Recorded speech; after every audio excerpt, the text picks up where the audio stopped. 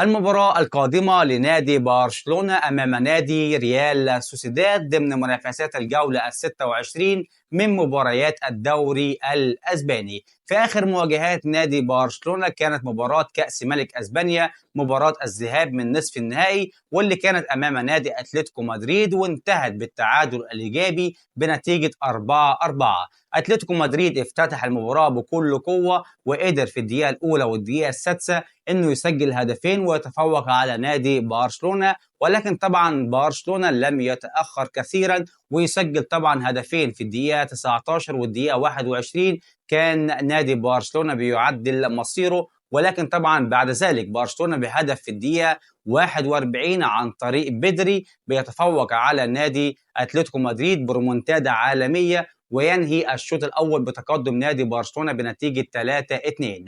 وفي الشوط الثاني في الدقيقة 74 ليفاندوسكي بيعزز هذه النتيجة ويسجل هدف رابع لنادي برشلونة، ولكن طبعا أتلتيكو مدريد ما سكتش، وزي ما افتتح المباراة بكل قوة وسجل هدفين بينهي هذه المباراة بكل قوة أيضا وبيسجل هدفين، هدف في الدقيقة 84 وهدف في الدقيقة الثالثة من الوقت بدل الضائع، علشان تنتهي المباراة بنتيجة 4-4 ما بين نادي برشلونة ونادي أتلتيكو مدريد في مباراة الذهاب. والمباراة طبعا القادمة هتكون على استاد مترو باوليتانو، ودي طبعا هتكون مباراة المفروض انها تكون سهلة لنادي أتلتيكو مدريد، ولكن طبعا انا متوقع ان نادي برشلونة هيتخطى نادي أتلتيكو مدريد في مباراة نصف النهائي ويصعد لنهائي كأس ملك أسبانيا، علشان طبعا يواجه الفائز من نادي ريال سوسيداد والنادي ريال مدريد. المباراة القادمة لنادي برشلونة في بطولة الدوري الأسباني هتكون أمام نادي ريال سوسيداد.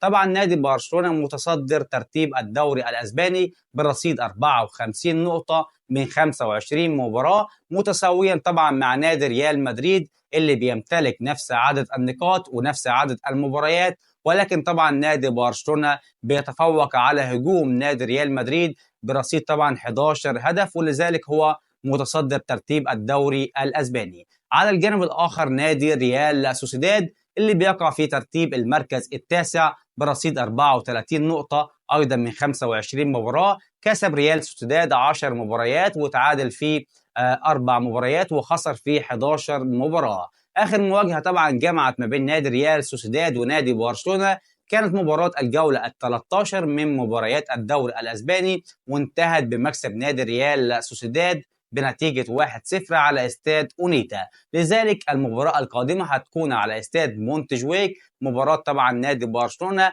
واللي هيستقبلها طبعا برشلونة على استاد مونتجويك الساعة 4:15 مساء بتوقيت المغرب والجزائر وتونس، 5:15 مساء بتوقيت مصر وليبيا والسودان، 6:15 مساء بتوقيت السعودية والعراق. والمباراة طبعا هتنقل بمشيئة الله تعالى عبر قناة